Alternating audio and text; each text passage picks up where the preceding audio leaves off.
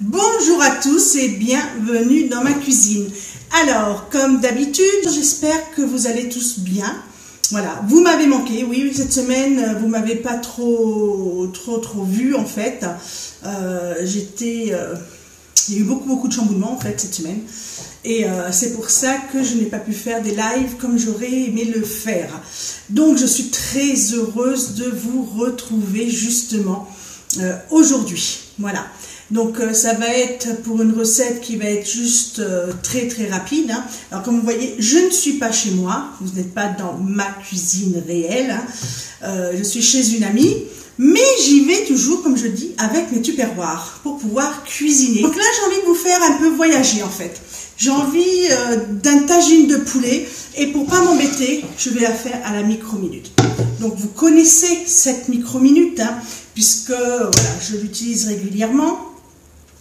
Et tout simplement, je vais rappeler quelques petites précisions pour celles qui ne la connaissent pas encore. Voilà. Donc, micro-minute, cocotte minute du micro-ondes Tupperware. Hein.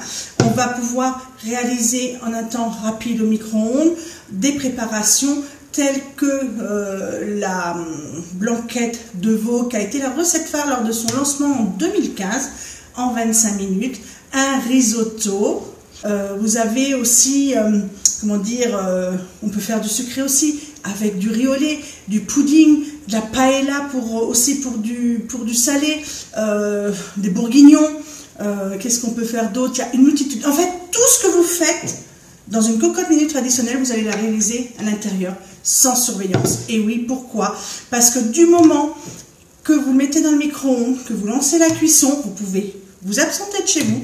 Une fois que le micro-ondes va s'arrêter, ça stoppera la cuisson et ça permettra à la pression de retomber. Et lorsque vous rentrez chez vous, vous n'aurez plus qu'à l'ouvrir et à déguster votre repas. Donc ça peut être un super gain de temps lorsque vous allez chercher vos enfants à l'école. Donc c'est juste génial.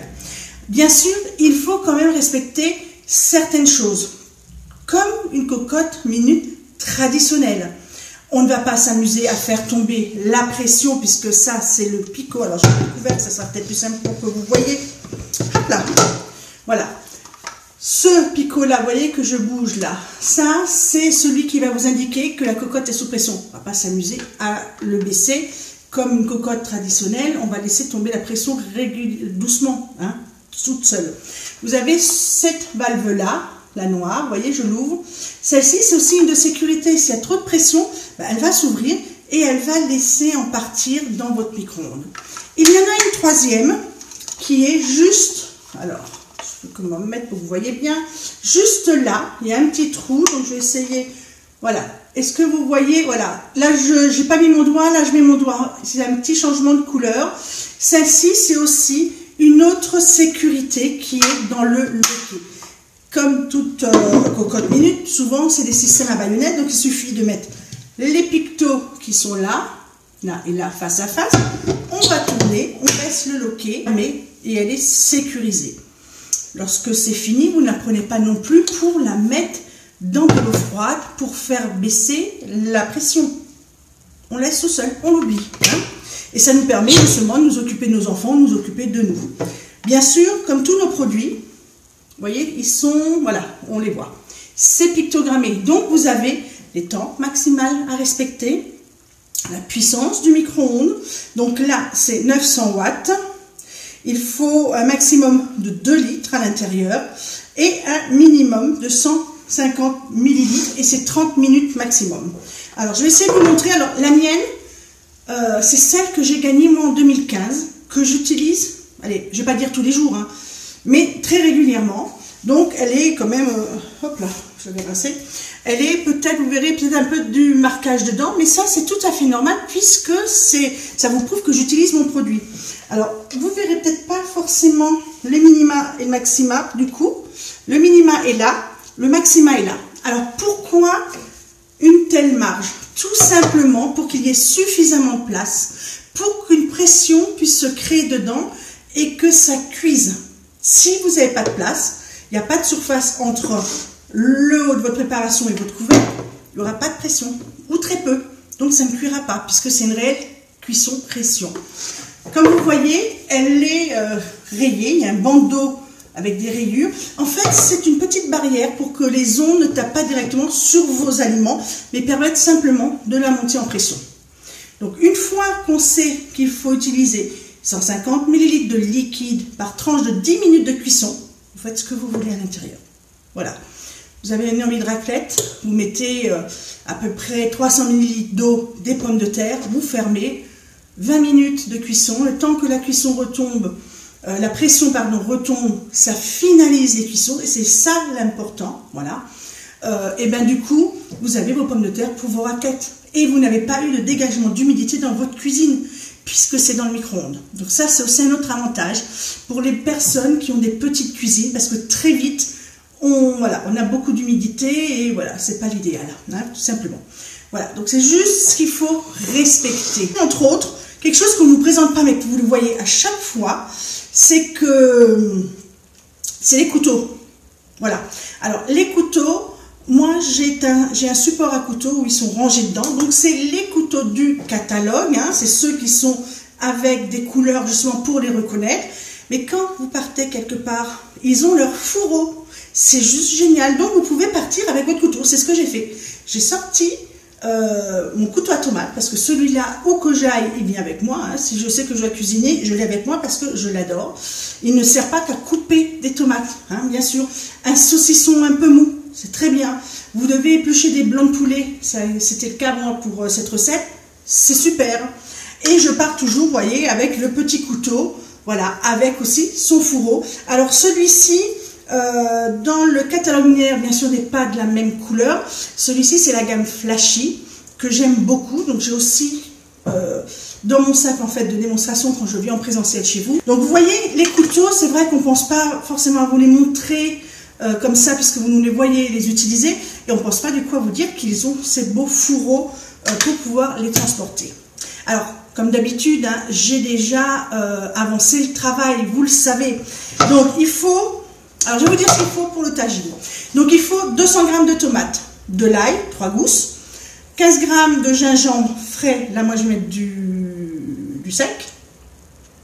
Il faut 30 ml de cumin. Il faut donc 500 g de poulet, 15 ml de coriandre en poudre, du safran. Donc, du coup, moi, je vais mettre du curcuma. Et il faut aussi de la farine, 30 ml. Et un bâton de cannelle et de la tomate, tout simplement, alors pulpe de tomate, tomate en dés, voilà, ce que vous aurez du coup dans votre placard aussi, hein, pas de problème. Donc moi je vais mettre un peu plus de proportion puisque j'ai plus de poulet, tout simplement.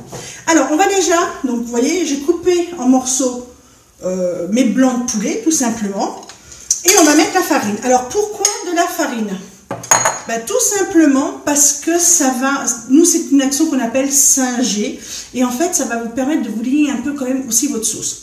Alors comme vous voyez, je ne suis pas chez moi, mais j'ai utilisé pour transporter ma farine, vous voyez, une boîte igloo. Je vous le dis toujours, les boîtes igloo vont du placard au congélateur. Donc vous avez besoin de partir quelque part. Moi je l'ai prise parce que j'aime beaucoup les boîtes igloo à cause de leur bord rond, comme ça. On peut bien les superposer et ça prend pas de place dans la glacière. Voilà, parce que bien sûr, je suis venue avec ma glacière.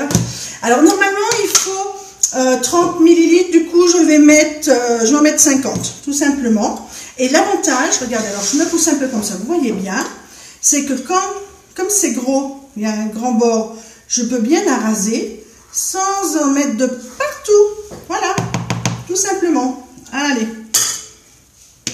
je mets comme ça. Hop, je referme tout simplement, voilà. Et là, je vais mettre, alors, curcuma, c'était 15, me semble, non, une dose. Alors, je vais peut-être en mettre, je vais mettre 15. Comme je ne mets pas de cumin aujourd'hui, parce que j'ai oublié mon cumin, je vais mettre 15 bien rase. Voilà, un peu plus, pas bien rase, un peu bombé en fait. Parce que je ne vais pas quand même doubler totalement mes épices. Parce que si jamais il en reste, j'ai mon garçon qui va risquer de me dire « Maman, c'est un petit peu fort. » Parce que de temps en temps, j'ai la main un petit peu lourde parce que moi, j'aime bien. Mais il ne faut pas oublier que je ne suis pas la seule. Hop. Voilà. Je mélange. Voilà, alors oui, ça va le faire comme ça. Allez! Alors vous avez vu que je continue moi à utiliser mes belles cuillères qu'on a eues le mois dernier. Hein. Elles sont juste top, j'adore le coloris. Hein. Alors vous voyez là, j'ai mélangé un peu. Voilà, comme c'est salé en fait un peu pané, hein, ça enrobe en fait vos morceaux de poulet. Regardez. Voilà. Hein. Hop, je me recule, peut-être que vous voyez mieux. Alors j'ai coupé simplement finement au couteau du cou l'oignon. Voilà. J'ai coupé aussi finement mon ail et j'ai coupé les tomates. Alors normalement les tomates ils disent de les éplucher, mais vous pouvez les éplucher, sachez-le, hein, avec justement ou le 4 en 1, l'économe 4 en 1, ou le rouge, hein, qui est fait spécialement pour tout ce qui est pâte molle, donc tomates, kiwi, ce genre de la mangue, ce genre de choses. Allez, là je vais déjà mélanger un petit peu, à nouveau. Hop. Je vais mettre, alors normalement c'est un bâton de cannelle. Je vais en mettre 2 parce que moi j'aime bien ça, malgré tout. Alors comme j'ai réduit un peu les autres épices, du coup, puisque j'ai pas doublé les proportions. Hein. Et j'ai, pour pouvoir transporter, j'avais ramené tout simplement, voilà, comment dire, en briques de la tomate. Hein. Donc normalement c'est 200 grammes. Là il y a 500 grammes. Je vais tout mettre. Et ce que je vais faire, parce que moi ce que j'aime souvent quand on fait comme ça, on a souvent, comment dire, du coulis qui reste dedans. Donc je mets un petit peu d'eau, même si c'est pas dit. Je le fais systématiquement. Vous voyez, j'en mets un peu. Et ça me fera du coup un peu plus de sauce. Je pince et je secoue simplement pour récupérer ce qu'il y a à l'intérieur. Voilà. Mélanger un peu, mais en laissant ma viande bien immergée à l'intérieur. Voilà. Hop. Et je vais peut-être même, vous savez quoi, ça sera pas gênant. Je vais peut-être même remettre un peu, vous savez que je modifie souvent un peu. Je rajoute un petit peu d'eau. Voilà. On a oublié de saler, poivrer, ce qui est malgré tout important, parce que même si on a des épices, le sel est un exauceur de goût et va vous révéler toutes les saveurs de votre plat. Hop. Et par contre, je ne vais pas mettre trop de poivre. Voilà. Hop là. Et je mélange.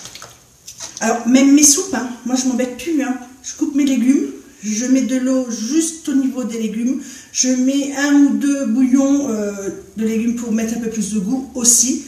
Je ferme, je mets en cuisson une vingtaine de minutes, 20-25 minutes, je laisse reposer et avec mon thermoplongeant, hein, mon mixeur thermoplongeant, je mixe et j'ai ma soupe que je conserve dans des pichets justement 2 litres dans la porte du réfrigérateur.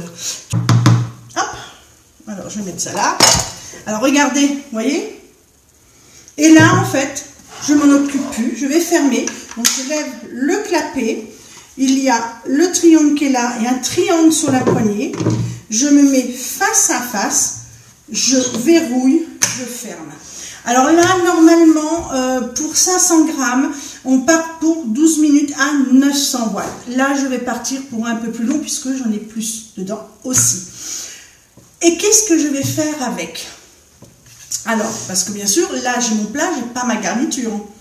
Le temps qui tombe en pression, ben, je vais tout simplement faire du riz dans le cuiri. Alors, vous avez le micro-urban Family, vous pouvez faire votre riz dedans. Hein. Moi, j'ai emmené, pardon, excusez-moi. Moi, j'ai emmené simplement mon cuiri parce que je n'avais pas emmené mon gros micro-urban. Et moi, mon riz, ça fait, je ne sais plus combien d'années, peut-être une bonne quinzaine d'années maintenant. Ben, en fait, dès qu'on a eu les cuiris, parce qu'on a eu plusieurs versions, hein, on a eu le petit individuel à un moment. On a eu l'intermédiaire qui était un peu plus petit et on a celui-ci où on peut cuire jusqu'à 600 grammes de riz à l'intérieur en une seule fois. Du moment qu'on a eu les cuiris, je n'ai plus cuit de riz à la casserole. Pourquoi? Tout simplement que déjà, il faut faire chauffer l'eau. L'eau, le temps qu'elle arrive à ébullition, il faut quand même un certain temps. Après, il faut mettre le riz dedans. Il faut surveiller que ça ne déborde pas. Et puis voilà, donc il y a déjà du coup un gain d'énergie, puisque là, je mets mon riz que j'aurai rincé, Je mets l'eau en proportion. Je mets mon écumeur sur le dessus, qui est très pratique si vous utilisez le riz de Camargue. Parce que le riz de Camargue est le seul riz ou un des rares riz où il va mousser. Ça va vous créer de la mousse. Et la mousse sortira par l'ouverture qui est là et restera sur cette partie-là et ne retournera pas à l'intérieur. Je ferme et bien je mets en cuisson à 800 watts et je ne m'en occupe plus. Voilà. Alors moi, alors là je ne sais pas sur le micro-ondes là combien de temps, je vérifierai.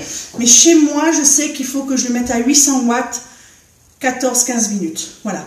Bien sûr, vous l'adaptez par rapport à votre micro-ondes. Et il n'y a pas du coup non plus de dégagement d'humidité dans la cuisine. Donc c'est génial. Et on ne perd pas le temps de mettre son eau à ébullition aussi avant. Donc un gain d'énergie aussi. Donc ça va être notre repas de ce midi tout simplement. Voilà. Donc j'espère que cette recette vous a plu. Vous voyez, c'est rapide. Vous auriez voulu changer un peu les saveurs. Vous mettez aussi du lait de coco. Vous savez que moi j'aime beaucoup le lait de coco aussi. Et être là. Merci beaucoup. Très bon samedi et à tout à l'heure. Alors voilà, le temps de cuisson s'est écoulé pour la micro-minute, hein, pour mon tagine de poulet. Donc je vais vous montrer, regardez, vous voyez, la vapeur est à l'intérieur, le clapet est bien levé, donc c'est bien sous pression. Je vais simplement la sortir, la poser dans un coin de la cuisine, laisser refroidir et je vous montrerai bien sûr le résultat. Alors voilà, mon cuit est rit. Pendant ce temps, dans la micro-minute, le tagine de poulet, la pression est retombée tranquillement.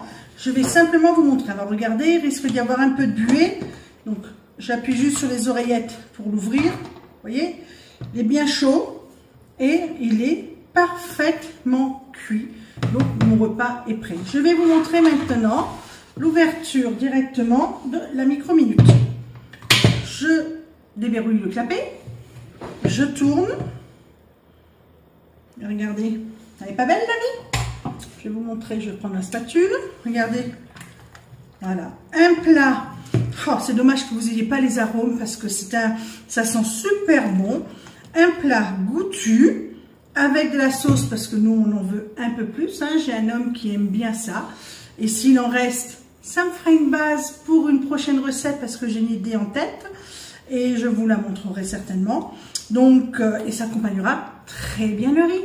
Donc, bon appétit à vous!